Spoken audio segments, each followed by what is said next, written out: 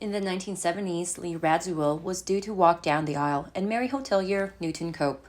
Then Lee's sister Jackie Kennedy phoned up the groom, and her one call changed everything. What exactly happened and what words were exchanged? Stick around to find out. Lee Radziwill, the younger sister of the iconic Jackie Kennedy, although much adored herself, was always living in her sister's shadow. Throughout her life, she engaged in a perpetual rivalry with her sister, vying for supremacy in glamour, scandal, and ultimately in the tragic narrative that unfolded.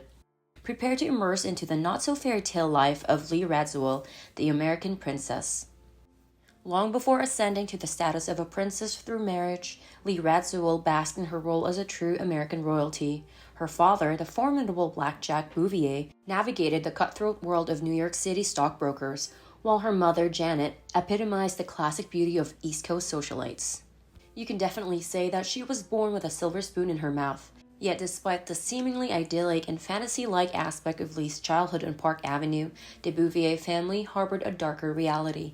The Bouviers spent their picture-perfect summers in the Hamptons and interactions with the creme de la creme of American society, but beyond this perfect family facade lies a dysfunction that runs deep. You see, Lee's father indulged in a life marked by alcohol and womanizing, far from the caring and loving father and husband he presents to the public. This went on for years within his rocky marriage, culminating in a bitter divorce in 1940 when Lee was only 7 years old. Something like this will surely take its toll on the children, but this was just a small part of why Lee was probably having familial issues her entire life. From a young age, Lee grappled with intricate family dynamics as her older sister, the future Jackie Kennedy, held a favorite position in their father's eyes and was constantly being pitted against each other. Not only due to their shared physical resemblance, but also because Lee could never measure up to Jackie's broader societal appeal. Daddy Bouvier, a toxic figure, made sure the sisters were both aware of it and imposed relentless expectations on his daughters, urging them to excel in education, elegance, and elocution. This demanding and competitive environment set the stage for the sisters' next-level sibling rivalry, which would sadly be evident their entire lives. In August 1947, during Jackie's debutante ball, Lee seized the opportunity to overshadow her sister. Contrary to the expected cream-colored elegance of the ball's theme, Lee made sure she stole the spotlight when she donned a loud pink strapless dress adorned with rhinestones, stealing the spotlight from Jackie as expected. As Vanity Fair observed, Lee had an affinity for color and the obvious desire for attention, causing people to take notice. At the age of 18, Lee embarked on a grand tour of Europe with Jackie, and it didn't take long for the spirited heiress to find herself in a compromising situation. At a gala party attended by diplomats and VIPs, Lee experienced a humiliating wardrobe malfunction. Her underwear fell down in front of an ambassador, and whispers were this might be intentional. You know what they say, negative attention is still attention. Unfazed, Lee continued to attract attention with her romantic involvement with Michael Temple Canfield, a dapper heir to a modest publishing house fortune, and rumored illegitimate son of the Duke of Kent and his mistress Kiki Preston. It was almost a foreshadowing what is to come with all of her future relationships.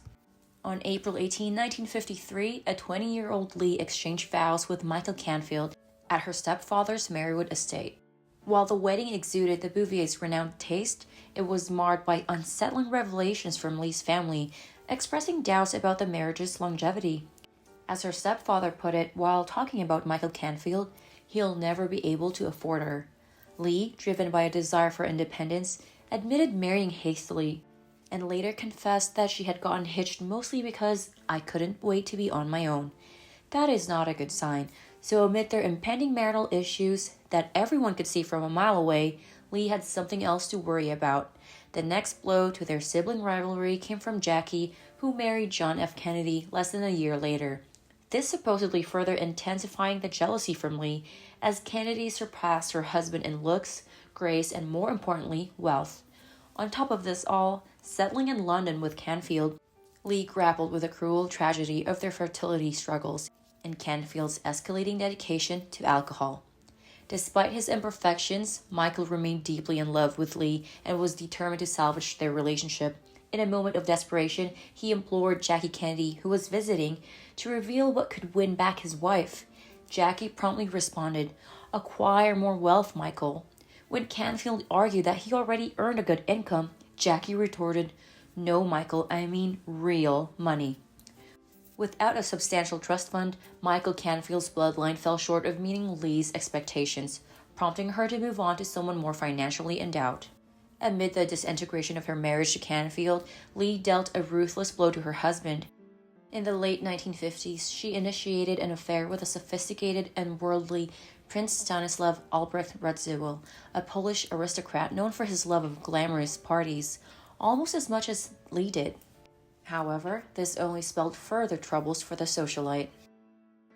If Lee was still entangled in matrimony during her aristocratic dalliance, the same held doubly true for Prince Stanislav.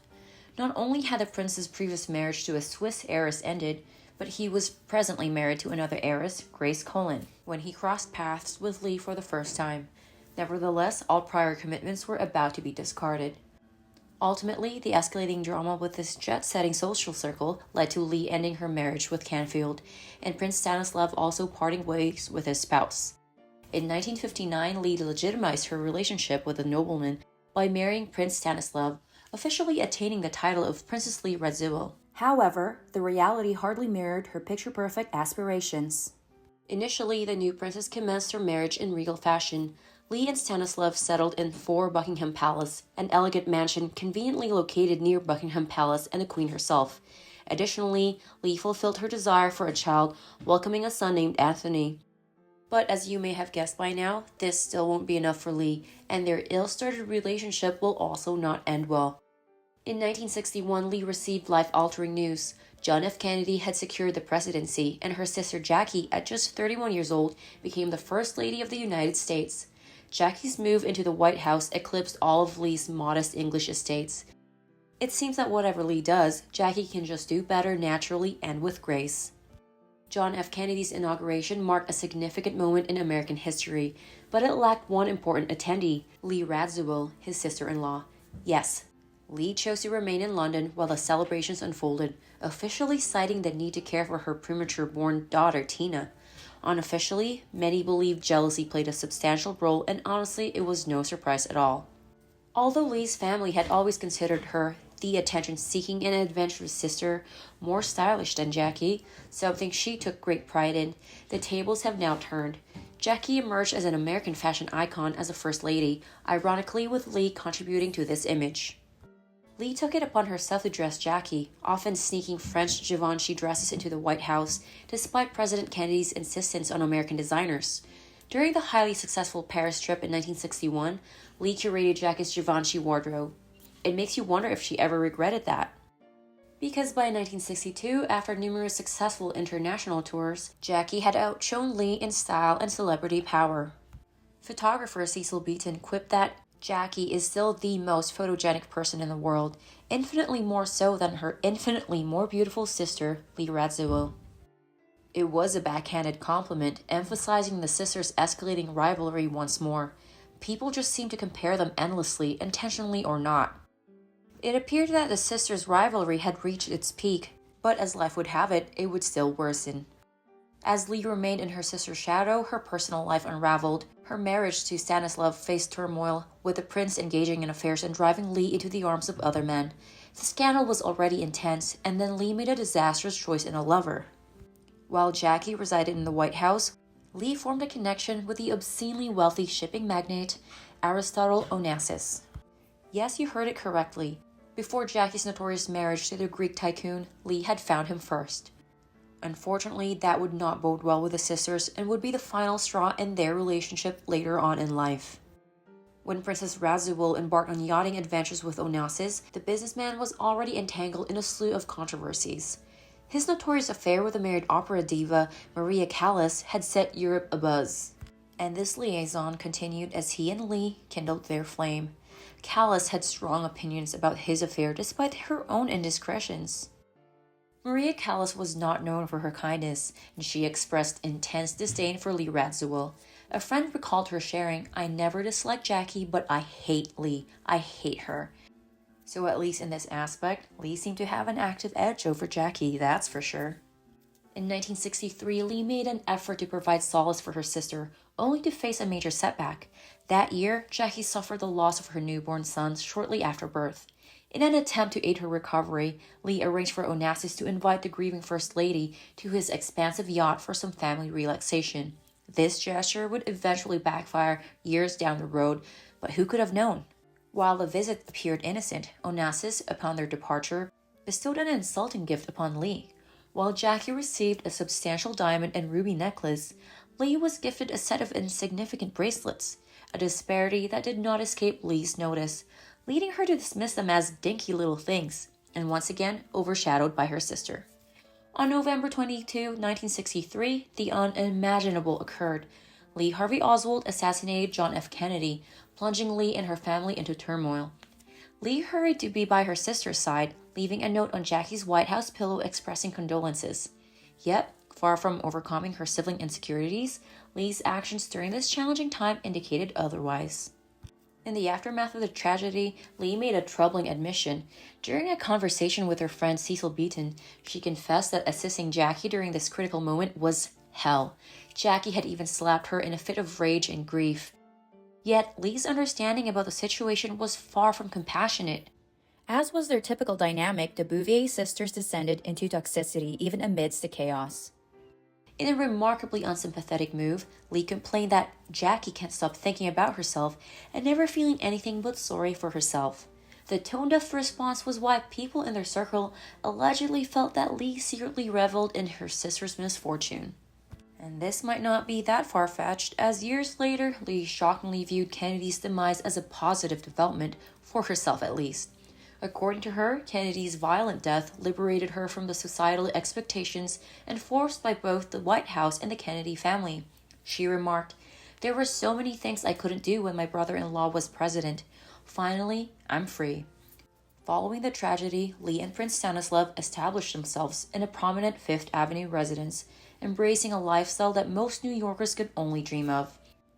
In this elevated atmosphere, Lee crossed paths with sophisticated writer Truman Capote and joined his notorious circle of swans, comprising exceptionally elegant women. Unfortunately, this association had negative consequences. Truman Capote became infatuated with Lee, declaring, "I can think of any woman more feminine than Lee Radziwill, not even Audrey Hepburn." According to Lee, the author harbored deep feelings for her and even attempted to transform the East Coast socialite into a stage star, an endeavor that ended in disaster. Capote swiftly convinced Lee to take on a starring role in an upcoming stage production of the Philadelphia Story. However, there was a significant obstacle. Prince Stanislav vehemently disapproved, considering his wife's pursuit of stardom tasteless and tawdry. Perhaps she should have heeded his advice. Lee's debut in the Philadelphia Story was marred by numerous mishaps. Firstly, her sister Jackie failed to attend, potentially out of jealousy as well, and Lee, consumed by nerves, struggled to handle a prop piece of paper. Predictably, the critics' reviews were scathing, and as it turns out, this might all have been an elaborately planned sabotage. Lee's friends suspected that Truman Capote's attention towards her was not entirely benevolent. Fashion designer Ralph Rucci asserted that Capote secretly desired Lee's acting aspirations to crumble, stating, "I think he was in love with her, totally in love with her." And because he couldn't psychologically handle that, he had to hurt her, which is so twisted and unfortunate. Before Capote could fully execute his plan, Lee encountered a harsh awakening. In 1944, after starring in a poorly received remake of Otto Preminger's classic noir Laura, Lee faced the ultimate consequence. No longer willing to witness his wife make a fool of herself, Prince Stanislav threatened to keep her children from her if she persisted in her silly Hollywood aspirations. This marked the end of Lee's acting pursuits. But true to the nature of Lee Radziwill's life, yet another twist awaited. It was 1968 when Jackie, Lee's sister, orchestrated a shocking betrayal that would rock any family bond. There is an unspoken rule that anyone family dated is off limits. During that autumn, she wed Lee's former bullish lover, Aristotle Onasis. To compound the hurt, Jackie never informed Lee of their engagement nor their reconnection. Instead, Lee learned about it directly from Onasis. Publicly, Lee maintained a facade of high society decorum, issuing a statement expressing her joy for the union. However, in private, everyone who knew them knew that her true feelings couldn't have been further from the truth. Behind closed doors, Jackie's decision wreaked havoc on Lee.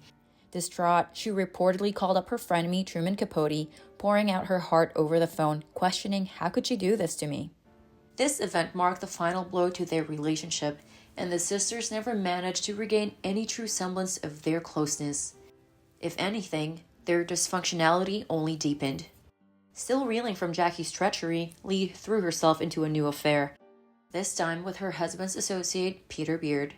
As a hybrid of photographer and adventurer, Beard introduced Lee to an entirely different social circle. Soon, she found herself socializing in Andy Warhol's factory and entertaining Mick Jagger at her Montauk residence. However, this high-paced life came with significant risks.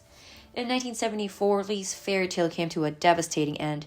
Her involvement with Peter Beard was the final straw, and was ultimately the reason why her marriage ended with Prince Stanislav, leading the royal couple to file for divorce. While Lee appeared composed about the split, Stanislav was utterly heartbroken at the loss of his wife. And it seemed like he never got over it, even with his own infidelities. In 1976, just 2 years after parting ways with Lee, Prince Stanislav suffered a fatal heart attack while attending a weekend gathering in England. At the time, he was only 62 years old, and Lee herself was barely in her 40s. The loss was profound for Lee, and it preceded the shocking revelations within Stanislav's estate. Following Prince Stanislav's demise, the executors of his will unveiled a bitter truth. Teetering on the brink of bankruptcy, he had nothing left from his once substantial inheritance. This also meant that Lee's children with Stanislav received virtually nothing from their deeply departed father, a harsh blow to their lifestyle and reality. By her mid-40s, Lee had mostly overcome her disappointments and romantic upheavals. Ready to embrace a fresh start, she entered into a new engagement with West Coast hotelier Newton Cope. Finally, things seemed optimistic and rosy in Lee's future, almost a sign that an unraveling was imminent.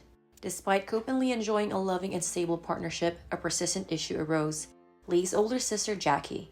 Living in close proximity despite their emotional distance, the sisters' dynamic became strained. After a dinner party at Jackie's, Cope confronted Lee, questioning, "Why the heck are you so afraid of your sister?" As it turned out, Lee's apprehension might have been justified. She knew her sister well after all. Just as Lee was happily planning her wedding to Cope, the entire endeavor collapsed. Almost on the eve of their wedding, Cope abruptly called off the engagement, terminating what could have been the society marriage of the year. After enduring so much, what could prompt a man to abruptly retreat? Cope's rumored reason was nothing short of astonishing. According to Cope himself, Jackie Kennedy Onasis played a direct role in dismantling his engagement. As the wedding preparations intensified, Jackie's lawyer contacted the groom-to-be, urging him to sign an extensive prenuptial agreement before marrying Lee. This proposition disgusted and insulted Cope, as did Jackie's perceived manipulation, leading him to sever ties with Lee just like that. Maybe it was all for the best. Although Lee eventually remarried, tying the knot with Footloose director Herbert Ross in 1988, the later years of her life were perhaps even more tragic than her earlier ones. In 1994, she received gut-wrenching news. Jackie had lymphatic cancer and was dead within months. Despite their issues, Lee deeply mourned Jackie's passing, reportedly sobbing uncontrollably at her sister's bedside. Yet akin to her late husband Prince Stanislav, Lee remained unprepared for the distressing revelations within Jackie's will. Upon Jackie's passing, she left behind substantial wealth, ensuring the well-being of her children and friends with various gifts and mementos. However, one notable absence stood out among the beneficiaries. Lee herself received nothing. Jackie explained that she chose not to assist Lee further, as she had already done so during their lifetime. That's right, Jackie didn't bequeath a single trinket to her sister. Of course, perhaps she had a valid reason for this exclusion. According to one of Jackie's biographers, the former First Lady harbored a clear and justified vendetta against her younger sister. That's because, shockingly, Lee may have had an affair with John F. Kennedy, right behind Jackie's back. In that case, the entire marry Aristotle Onasis and cut her completely out of my will suddenly makes sense and justified. Eventually, even the lives of American royalty calmed down. Besides her divorce from Herbert Ross in 2001, Lee Radziwill lived out the rest of her years in relative tranquility and under the radar. When she passed away in 2019 at the vulnerable age of 85, she did so like a true East Coast socialite, spending her final moments in her Upper East Side apartment in New York. Lee Radziwill's life, filled with failed relationships, betrayals, and the perpetual quest for her own identity, trying to escape the shadows of her iconic sister, Jackie Kennedy, remains a dark fairy tale of glamour and heartache. Through the complex sisterly dynamics and losses, Lee still navigated the hand she was dealt with grace and elegance, and in the end established herself and will forever be remembered as Her Serene Highness Princess Caroline Lee Radziwill. If you enjoyed intricate stories about the lives of royalties, celebrities, and other public figures, like and subscribe for more.